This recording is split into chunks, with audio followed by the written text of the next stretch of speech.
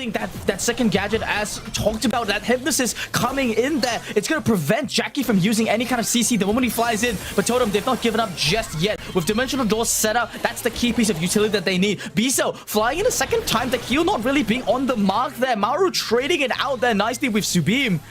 But when all's said and done, it's the percentage that's really starting to count out for Novo Esports.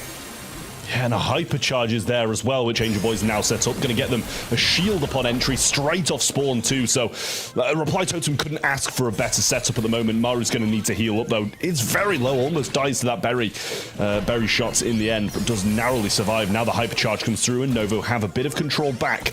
And they don't even have that Jackie coming through the TP at the moment to prove a big threat. Will be now, considering he got sent back to spawn.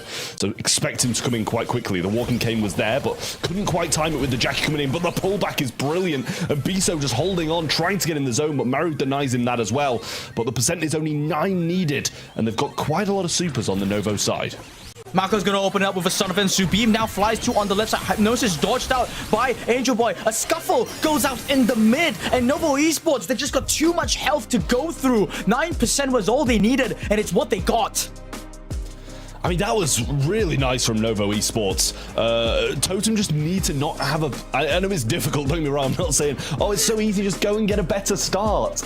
But I'm well aware they're probably going to be losing until they get those TPs set up. But try just lose a little less, please, Totem, before you get it set. You're asking an awful lot for them, Trap. Just look at this early game. Look at the amount of denial inside the mid. We are seeing Totem aggress a little bit more. I like the positioning coming out. Maru finally getting that time zone online that's going to basically neuter the offensive from Novo Esports. Hey, Trav, you asked for a better early game? You got it. Yeah, don't doubt it. Don't doubt it, Spoo. My advice is always so good. But yeah, it's better and actually in the lead at the moment, but starting to dwindle now. Angel Boy's just going to set this TP up, and yet again, he's aware he's going to die. He knows he's just going to go in, try and get some stuff done, and set that TP up. But Hypercharge is being used here by Berry, and the super by Marco as well, so it doesn't have that lockdown effect anymore, but Ollie has one of his own. Angel Boy gets another super, can't be too far from a Hypercharge as well. And it is a lot better. They might still be losing, but it's better than last time, and the Hypercharge is up too. Absolutely agree here. I like the fighting spirit coming out there from Novo. Maru now coming in with another push of his own, but the hypnosis is on the mark. Couldn't fire off any of the shots. He's only going to get one Biso as a result, but that's kind of Biso's own undoing there, flying in. Now, Cycle Super coming in from Maru, instantly answered by the damage of Marco. Yeah, and a good kill as well by the Lumi Super. Jackie will be coming in again, but might be neutralized once more. Nice hypercharge there as well, but gets hypnotized. Can't do too much now. Gets another one, and the slow is so impactful in that moment. Nice little TP back there from Mori as well, and kills coming in, but it's the same as last time. Almost the exact same percentage when getting this control and getting to this point, that 12% might be too hard to deny Novo Esports. Yeah, Angel Boy even had to commit the Dimensional Doors now. There's a nice slow dive from Marco. The team fight is perfectly. Stun flies in onto Maru. There's nothing that Angel Boy can do by himself. Totem concede another set. Novo Esports surge into the lead. Yeah, real nice stuff. And now Reply Totem are going to be regretting not winning that bounty set even more. They've fallen behind, 2 sets down to 1. So not out of it just yet, but not in a good position by any means, because Novo Esports are looking like the better roster at the moment, and that was a very good draft from them as well. The draft was phenomenal. I don't really know why they got to Berry and to Lumi, both those brawlers. We kind of asked for both those brawlers with an insane win rate on open business, even more so. And then on the other side, it's an okay draft, I guess, but it's a comp that Reply Totem never even scrimmed. I looked up all of their scrims. From what I can see, they never played this comp, nor those brawlers, and they decide to just bring out something completely new, struggle to face up against this very Lumi comp, and yeah, it didn't pay off. To me, honestly, Reply Totem has been playing mechanically super well. They're playing all together. The synergy is there, even more so than on the other side, but they're just getting out-drafted, Spoo. It's not even the sort of most brilliant of outdrafts, right? Reply Totem, they seem to have this obsession around this gray pick. They picked it once in the bounty, didn't work out. They're saying this time it will work. But guess what? They forgot to ban Lumi or something along those lines. They pick up gray without any proper support, forced to lock in the Jackie in the last pick. They're just making it so difficult for them to find the wins. And Novo Esports, on the other hand, they're just seeing a very simple equation. We pick the strongest brawlers on the map. We know it's good, and we win. And this is the thing as well, like, by no means is Angel Boy a bad grade, probably one of the best grades in the world, but there's just certain instances where you can't be bringing it in. And, you know, as you said, you can't be getting a Berry and a Lumi in a draft on this map. Surprising to see both of them even slip through the draft, never mind go to the same team.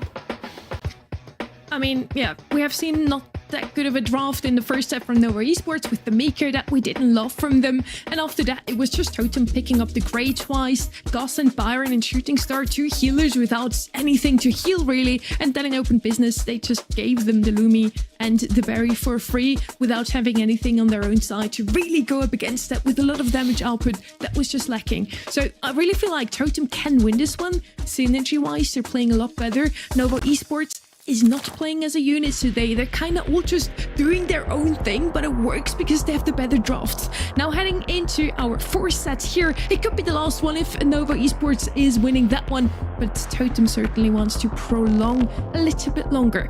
This time around, I looked up Nova's scrims. They do like to play Finks here themselves. They bring out the bow sometimes. Ark's favorite pick, we validated that yesterday, and they like to play the Grey here. So let's see if Totem gets Grey for the 3rd time in a row, or if they finally come away from that brawler because it just did not work out for them, Spoo.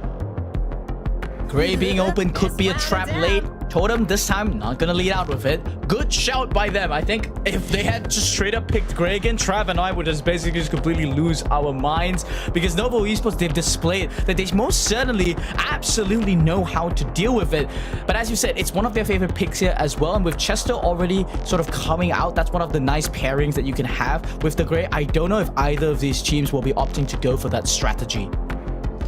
Yeah, I mean, the thing is, listen, I don't like the Grey here at the best of times. I think it's a very cheesy strategy, and the same on a lot of other game modes as well. Pretty cheesy strategy on the other side. But, you know, I was going to say, if Reply Totem pick it up, I'll probably just break down and cry, considering how many times they picked it up and it not work. But Nova Esports getting it, they're going to take a crack at this brawler and see if they can get it to work. Yeah, first pick. Not my biggest fan, but if it's 2-3, wow. Nova Esports, this is some next level psychology. You just saw this exact pickup in Hot Zone, didn't work out, and then Nova Esports, you're like, you know what, guys? That's because you had it on the wrong map.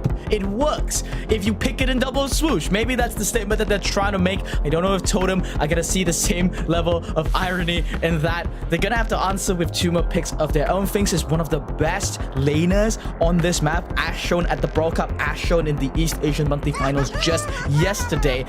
They're gonna have to probably answer it with a really, really strong laner of their own, but with Amber already being banned out, I don't know what's left in the pool to deal with that. Yeah, well, they're bringing in the Gene here. Honestly, it's not going to be the most, you know, incredible gem carrier when it comes to defending off against these probably TPing in brawlers that Nova Esports are going to go for, but could go a different route. We see the Hank being selected as the last pick from Reply Totem, so might be a waiting over kind of a TP with a big bubble and a super. It is a great way of kind of defending against these the onslaught from the oncoming aggression of Nova Esports. But we'll see if that's even the route they go. They might have to just pivot away from something like that, because the chest is going to be pretty decent against tanks. The Hank can do some good stuff, but Ash is going to come in here for the Nova Esports side. The robotic rats can be cleaned up by Hank, but Ash overall is a pretty decent matchup. A very sharp counter there to the Hank there. It's not, I say it's sharp in the sense that you do have to pilot it pretty well. There's a unique interaction that if you're basically too close to the Hank, Semantic does this really well. You get inside the Ash, you press that super button, you take 8,000 damage, you just get deleted off the face of the earth. It's not easy to do, it's mechanical, but that's the one